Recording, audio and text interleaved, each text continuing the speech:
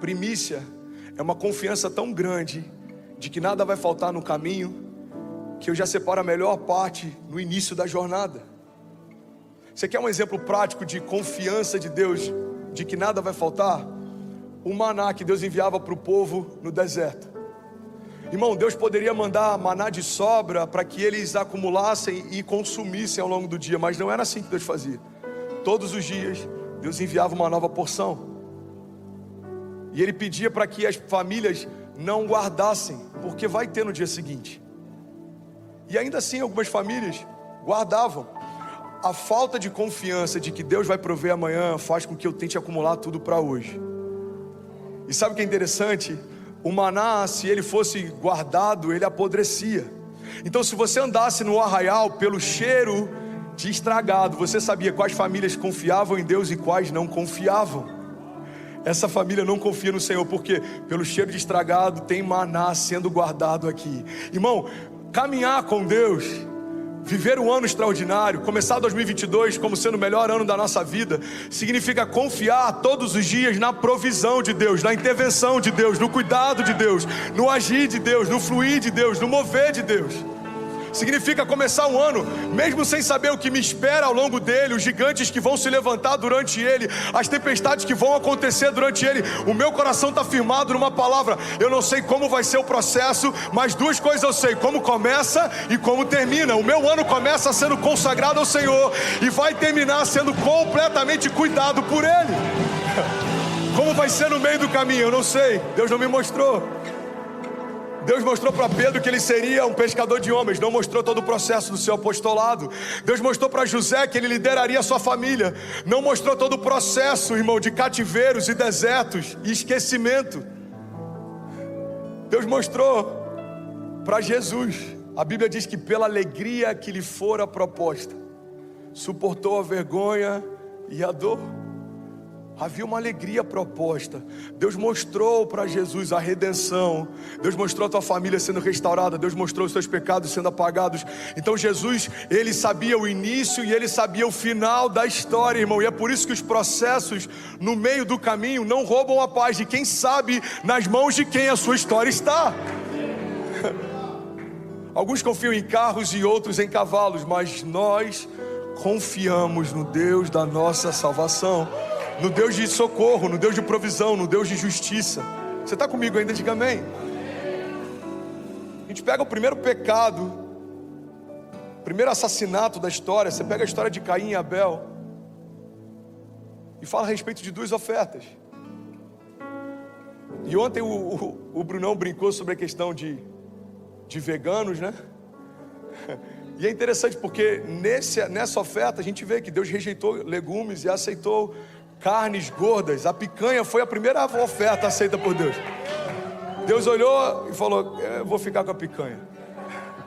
Mas brincadeiras à parte, qual que era a diferença fundamental entre as duas ofertas, entre as duas entregas? Irmão, olha para mim em nome de Jesus. Eu sei que alguns de vocês podem achar que eu vou tentar ministrar sobre ofertas, mas eu não vou fazer uma segunda oferta no final do culto, ok? Eu não quero convencer você a dar mais. Eu quero liberar um princípio que pode mudar para sempre a sua história. Você está comigo? Eu estou ministrando aqui para aqueles que vão governar. Eu estou falando para príncipes. Você é cabeça e não cauda, irmão. Então, para acessar esse lugar de governo, eu tenho que entender os princípios que regem o reino pelo qual eu vou governar. Amém? Então guarda isso. Por que uma oferta foi aceita e outra foi rejeitada? Porque uma oferta era uma oferta de primícia. Ele separou da primeira parte. E a outra, ele deu daquilo que sobrou. Como que eu posso viver em 2022 o maior romper da minha história? Consagrando os primeiros dias do teu ano nas mãos daquele que conhece toda a sua história. Senhor, o Senhor conhece o meu ano de 2020, o Senhor sabe o que eu enfrentei em 2019, o Senhor sabe as minhas crises, os meus medos, os meus gigantes, as tempestades. O Senhor sabe também o que me espera em 2022. Por isso, eu abro mão do controle da minha história, porque eu sei que o Senhor tem o que é melhor para mim. Eu abro mão dos meus sonhos, dos meus projetos, e eu quero viver a tua vontade em cada dia de 2022. Você pode declarar isso em nome de Jesus? Levante suas mãos, declare isso com autoridade. Diga: Pai, eu te entrego o controle Faz o que o Senhor quiser em 2022. Fala, desde o princípio desse ano, eu te entrego tudo. Meus sonhos, meu coração, meus pensamentos, a minha casa, a minha família, tudo que eu tenho é teu. Seja feita a tua vontade, assim na terra como já é feita no céu. Você pode celebrar Jesus no seu lugar.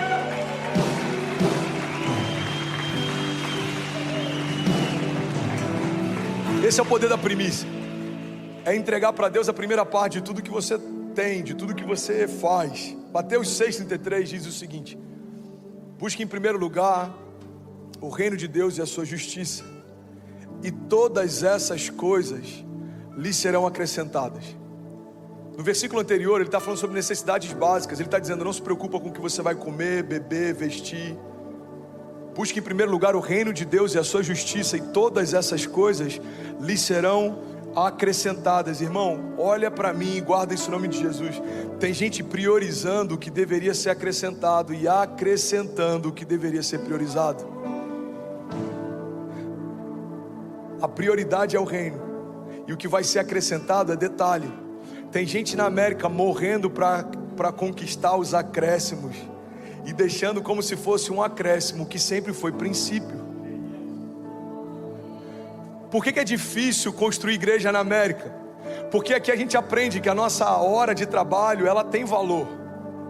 Você trabalha 1 hora, dá para comprar um tênis. Você trabalha 2 horas, dá para você passear em Orlando, num parque. Você trabalha um dia inteiro, dá para você fazer X. Você trabalha uma semana, dá para você comprar e pegar a prestação do carro Y. E sem perceber, a gente começa a entrar num regime em que as nossas horas, para a gente, começam a ter tanto valor, que abrir mão de 1 hora nossa para poder ter tempo com Ele, a gente começa a considerar como um desperdício. Eu lembro que no Brasil a gente usava o termo crente domingueiro. Irmão, quem dera se todas as famílias brasileiras na América fossem pelo menos domingueiras. Trabalhei a semana toda, pastor, esse domingo eu vou descansar. Descansa na casa do Pai. Traz seus filhos para aprender a crescer, ouvindo Deus falar. Traz para eles sentir esse ambiente, irmão, de manifestação da glória, mover sobrenatural. É uma das maiores crises que a gente vê, pais trazendo seus filhos para o kids ou para os adolescentes e quase que pedindo, faz o meu filho se apaixonar por Jesus. É difícil, ele nunca viu o pai apaixonado. Como que ele vai agora fazer? Como que eu vou convencer o seu filho a se tornar quem você nunca foi?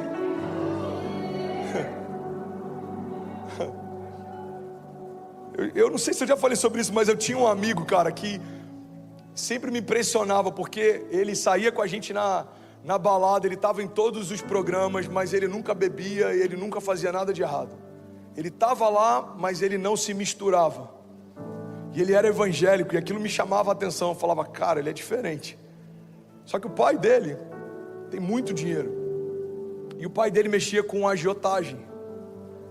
E eu vi ao longo do tempo o brilho dos olhos dele sendo trocados de Jesus pelo dinheiro. Eu acompanhei essa jornada. Eu vi ele começando a aprender a ganhar dinheiro e começando a amar o dinheiro. Eu vi ele começando a crescer e comprar carros e comprar apartamento e o brilho que eu sempre via no olhar dele sumiu. E eu lembro que aquilo foi um choque para mim, porque depois que eu me converti, eu lembrei disso. E Deus falou comigo, filho, o pai dele fez ele se apaixonar pela paixão que o pai tinha. Uma criança que a vida inteira ouve o pai falar, você tem que amar Jesus, mas a vida inteira viu ele amar o dinheiro. Os nossos filhos escutam o que a gente fala, mas eles vão expressar o que a gente faz, irmão. Nosso discurso convence, mas é o nosso exemplo que arrasta. É quem você é que vai mudar a história da tua casa, é quem você é que vai mudar a história dos teus filhos. Você está comigo? Então a dificuldade de pastorear na América é que em algum momento da história a gente começou a valorizar aquilo que para Deus ele sempre declarou que seria um acréscimo. Ele está dizendo, me busca primeiro e eu acrescento o que você precisa. Me procura.